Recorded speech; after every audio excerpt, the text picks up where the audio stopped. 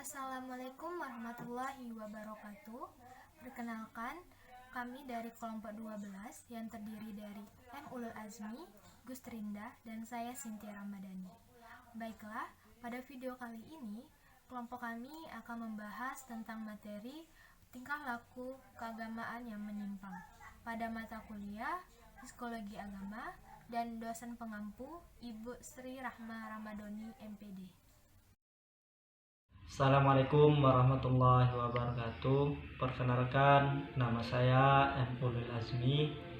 NIM saya 2011 90 319. Baiklah, di sini saya akan menerangkan materi pengertian perilaku menyimpang dan penyebabnya terjadi penyimpangan tingkah laku keagamaan.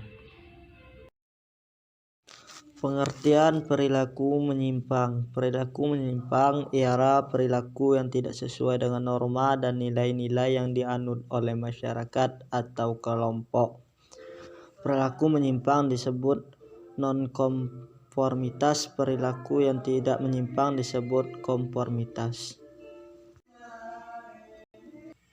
yaitu bentuk interaksi seseorang yang berusaha bertindak sesuai dengan norma dan nilai yang berlaku dalam masyarakat dalam kenyataan kehidupan sehari-hari. Tidak semua orang bertindak berdasarkan norma-norma dan nilai sosial yang berlaku dalam masyarakat.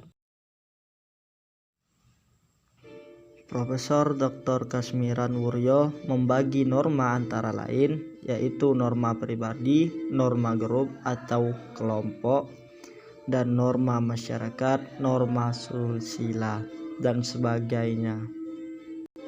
Dengan demikian, norma keagamaan merupakan salah satu bentuk norma yang menjadi tolak ukur tingkah laku keagamaan seseorang.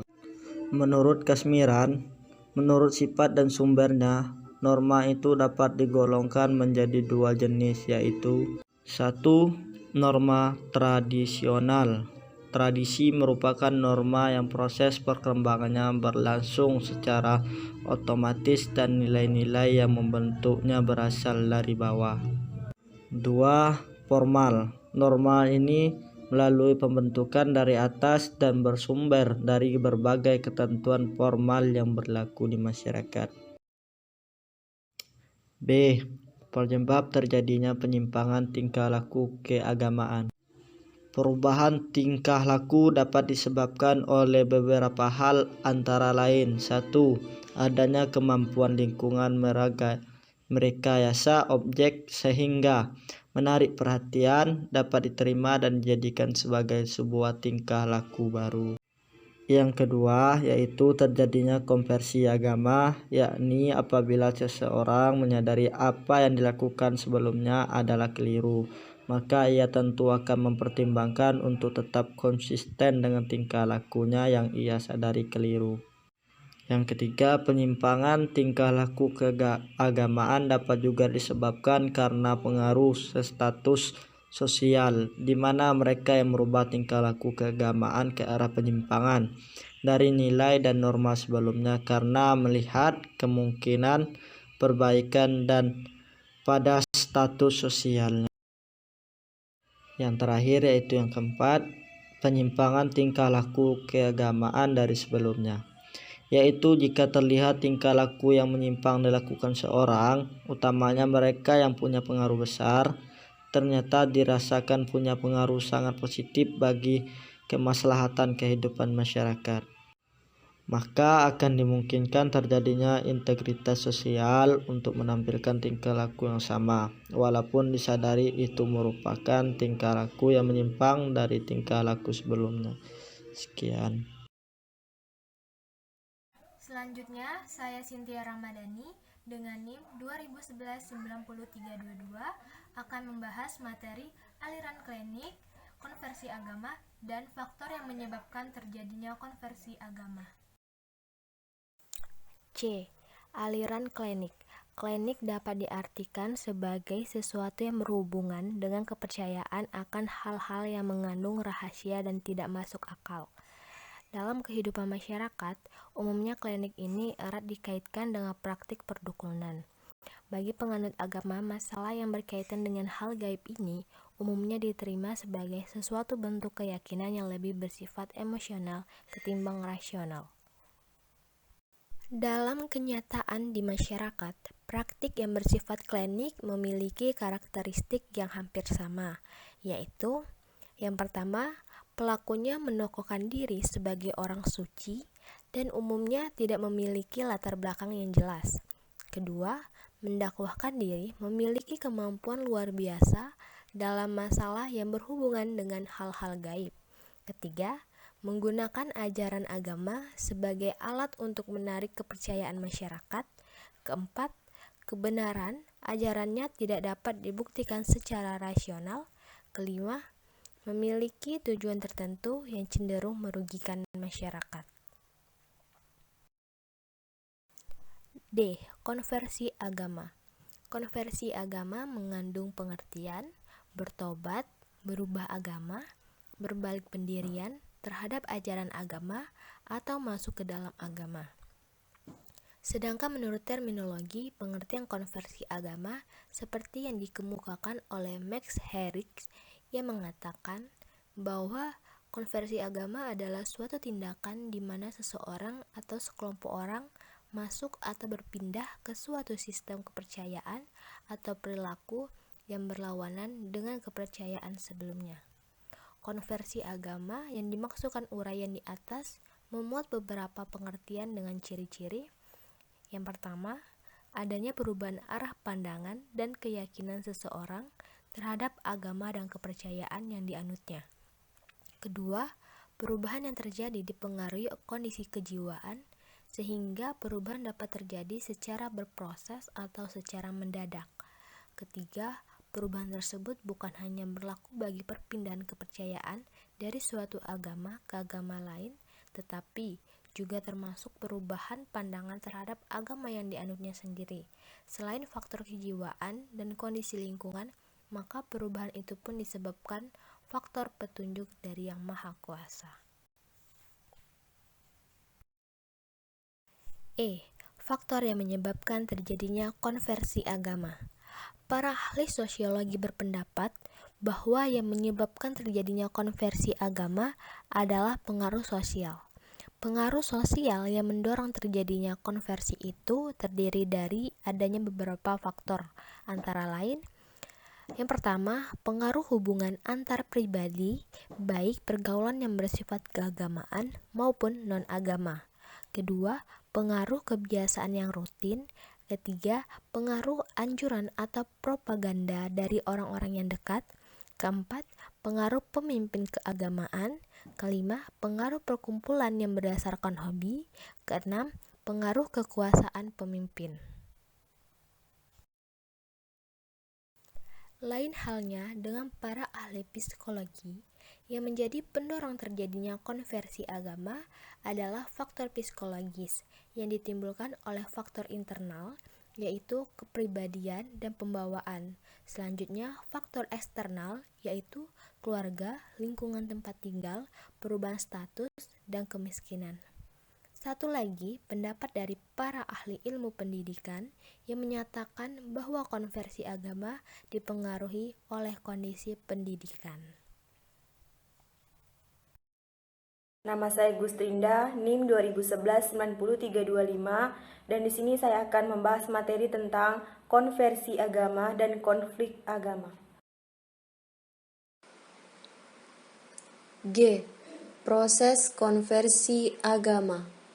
Konversi agama seperti perubahan dari segala bentuk perasaan batin terhadap kepercayaan lama, seperti harapan, rasa bahagia, keselamatan, dan kemantapan perubahan menjadi berlawanan arah. Perasaan yang berlawanan itu menimbulkan pertentangan dalam batin, sehingga untuk mengatasi kesulitan tersebut harus dicari jalan pengalurannya. Konversi agama mengandung dua unsur, yaitu: satu, unsur dari dalam diri, yaitu proses perubahan yang terjadi dalam diri seseorang atau kelompok. 2. unsur dari luar, yaitu proses perubahan yang berasal dari luar diri seseorang sehingga mampu menguasai kesadaran seseorang atau kelompok yang bersangkutan. Perubahan yang terjadi tetap melalui proses pentahapan dalam bentuk kerangka proses secara umum. Kerangka proses itu dikemukakan antara lain oleh H. Karir, membagi proses tersebut dalam pentahapan sebagai berikut. 1. Terjadi disintegrasi sintesis kognitif dan motivasi sebagai akibat dari krisis yang dialami. 2. Reintegrasi kepribadian berdasarkan konversi agama yang baru. 3. Tumbuh sikap menerima konsepsi agama baru serta peranan yang dituntut oleh ajarannya. 4. Timbul kesadaran bahwa keadaan yang baru itu merupakan panggilan suci petunjuk Tuhan. Dr. Zakia Darajat memberikan pendapatnya yang berdasarkan proses kejiwaan yang terjadi melalui 5 tahap, yaitu masa tenang, masa ketidaktenangan, masa konversi, masa tenang dan tentram, dan terakhir masa ekspresi konversi. A. Konflik agama.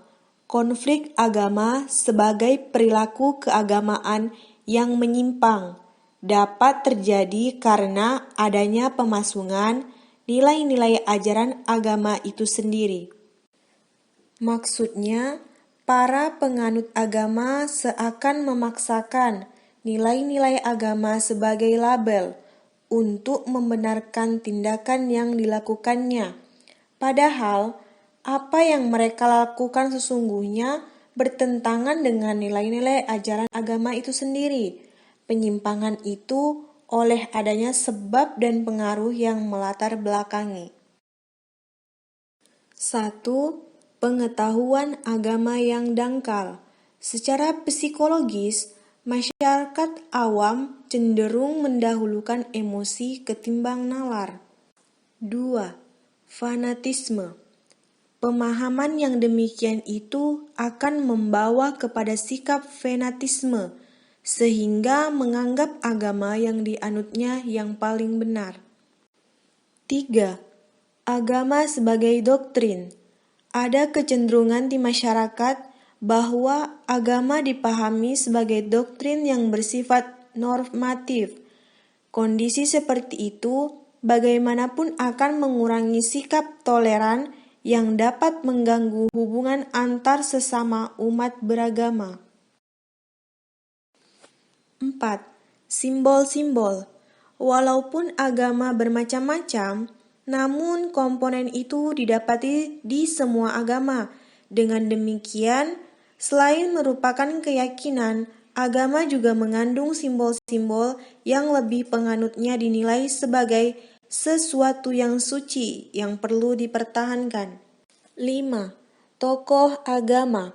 Bila terjadi konflik sosial yang kebetulan pihak yang terlibat adalah bagian penganut agama yang berbeda, maka itu agama mudah masuk.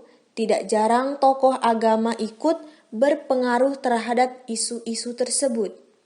6. Sejarah. Latar belakang sejarah agama umumnya menyimpan kasus-kasus seperti ini. Dalam kasus sosial, kadang-kadang muatan sejarah keagamaan ini lagi-lagi dimunculkan hingga dapat menyulut terjadinya konflik. 7. Berebut surga.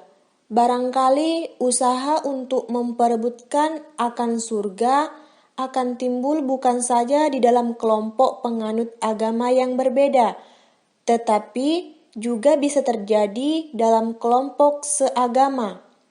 Bila pandangan seperti ini mengangkat pada sepihak, maka konflik-konflik pun tidak akan dapat dihindarkan. paling tidak akan menimbulkan rasa permusuhan. Itulah tadi materi dari kelompok 12, kurang lebihnya kami mohon maaf. Wabillahi taufiq wal hidayah. Wassalamualaikum warahmatullahi wabarakatuh.